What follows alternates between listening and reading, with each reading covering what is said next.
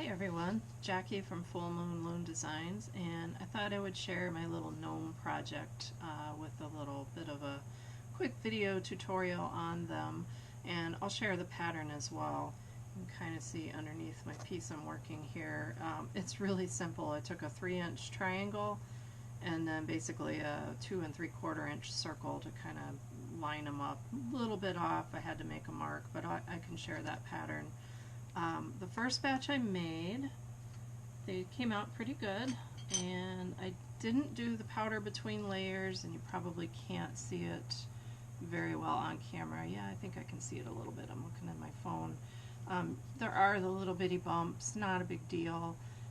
I like how they fused. I used more of a contour fuse. They're not sharp, other than I had a couple that didn't quite turn out. If you saw my post earlier, some of the white is actually a different color white. I'm not sure what's going on there. It almost looks pinkish.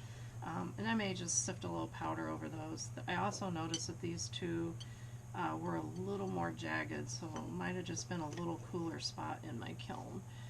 But anyway, I thought I would share how I do these. They're really pretty simple.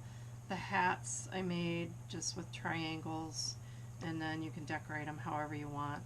The noses are just dots. I cut, I believe they were 3/8 inch squares, and fired them as fast as, well, I think I fired them about 600 per hour up to 1500 and held for 5 or 10 minutes and then off. So that's where I got my little pink noses. And then, like I said, first time I did not add powder between layers, so I am going to do that with this set. In fact, these I hairsprayed together yesterday. I'm going to have to disassemble them. But I thought I would go through one on camera. And I'm still going to use a little bit of hairspray. I put mine in a dropper bottle, needle tip. It's actually something called a worm blower. Sounds pretty disgusting, but that's in the fishing tackle department. And this may or may not glue well with the powder there, and it doesn't matter. I'm going to put it straight over onto my kiln shelf in a bit. But I just thought I would walk through how I make these. Okay, and I do find it's easier if I have it sitting up a little higher. In fact, I'm going to do this when I was doing these the other night, just because of my own eyesight. I was setting them up on a powder bottle or a frit bottle. And you just kind of want to make sure your hat's even. Some of mine, I didn't cut them quite perfectly on the base. That's okay.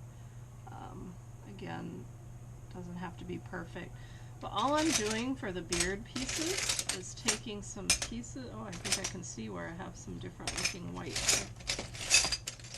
Try to make sure I use mostly the same. This is just a bin of scrap, all different size pieces. Make sure that you have your safety glasses. I do have mine on. And again, if you're sifting powder between, make sure you're using a respirator or mask when you do that stuff as well. But all I'm doing to get the beard pieces is just taking a set of mosaic nippers and just kind of randomly cutting them. And you'll get the hang of trying to get the longer strips after a few tries. First few I made were all coming out really small. And you're going to want some smaller ones if you want to even do this stuff. You know, you could certainly just make frit beards. But once I get some pieces that I want to use, and if you're not going to go very hot, you want to make sure you get any super pointy pieces off of there, just for safety. But once I do that, I just start lining them up, and once I get 2 or 3 pieces on there, I'll add some hairspray just to hold them in place while I add the others. If you don't fill in all the gaps, and I know I'm always going to have a little bit of a gap near the nose. I don't know if you can quite see that on camera, but I'm going to fill that in with white frit. So all I'm doing is just cutting pieces, lining them up. They'll end up with, put that closer to the camera, you'll end up with several little pieces along there. And then once that's done, I'm going to add fine frit on top to kind of fill in, and I just use a paintbrush to wipe it down into the gaps and away from the cap, because I really don't want white just splattered across the cap. But anyway, I'm going to shut the camera off and come back when I'm ready to add the frit. But again, just cutting random pieces, it really doesn't even matter how they look. You can adjust the length, you can adjust the angle. Pretty simple with just a pair of mosaic nippers. So here we can see that piece I'd probably set about there. So I'm going to pause the camera, and when I come back I'll show you the step with adding the frit. Alright, I have all of the small little pieces and strips cut that I'm using for the beard. I'm pretty happy with this layout. I will say, when you get on the edges here, and you may change up the design and how you do this, they might want to fall off before the hairspray really holds them to stick, and that's fine. If they keep falling off, just put it in place when you move it over to the kiln. But anyway, I have my strips on there. Not too picky about them, and I'll tell you, the more you do these, the quicker you'll get at just finding pieces that kind of fit together. A little bit like playing a Tetris puzzle.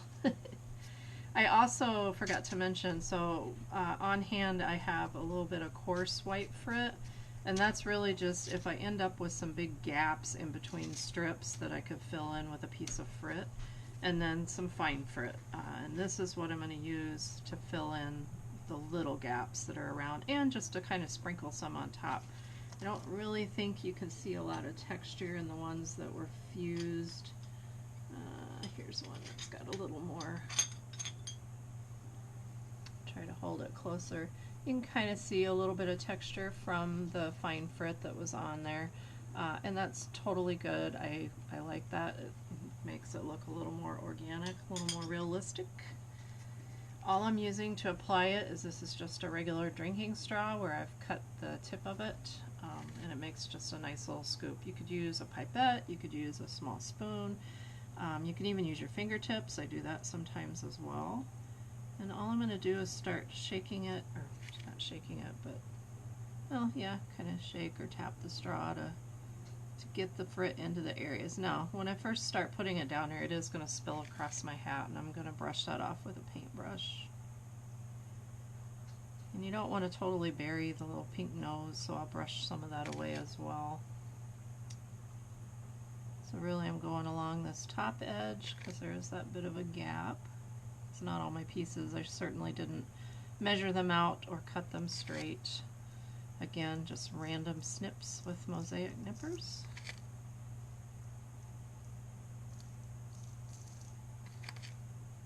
And I will reclaim the frit that I'm dropping. That's why I've just got a piece of laminated paper down here. Easy cleanup. Same with when I apply powder. I just pick up what's left.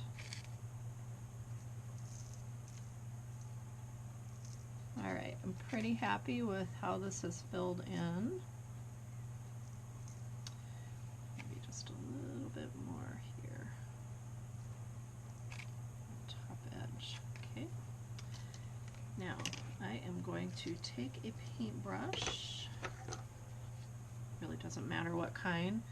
You may want to hold on to the piece just so you don't knock it off after you put all this work into it. And I'm just brushing it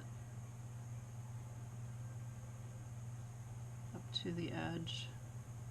Might brush a little bit of it off. And then I've got a smaller brush. I just want to clean off the little nose area so that it's more prominent.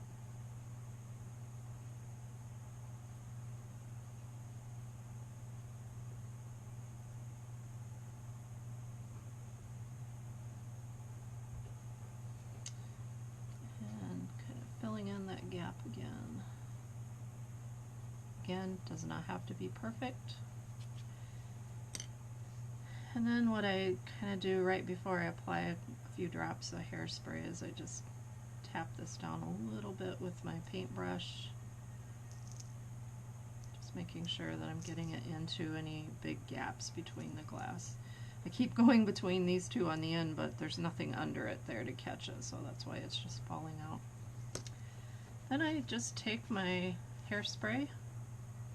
You could certainly I'm sure you could just mist it on here as well. I just like the convenience of using it in a needle tip bottle. And I'm really just applying it in a few spots to kind of hold it in place. And then I will move this over to my kiln and put it on some thin fire or papyrus. I believe I'm going to put papyrus down this time so that I can get more than one firing out. But they only take one firing. It's up to you if you want to add a hook. What I'm going to do with mine are drill them because the wire I have is heavy and my bases are thin clear, and I didn't want to take any chance on breaking near this point. So I am going to drill them. But anyway, I just thought I would share how I'm making my gnomes. Happy crafting. I hope you guys have fun with this, and I'm interested to see what other people come up with for hat designs, beards, and so forth. So please feel free to share with me. Thanks for watching.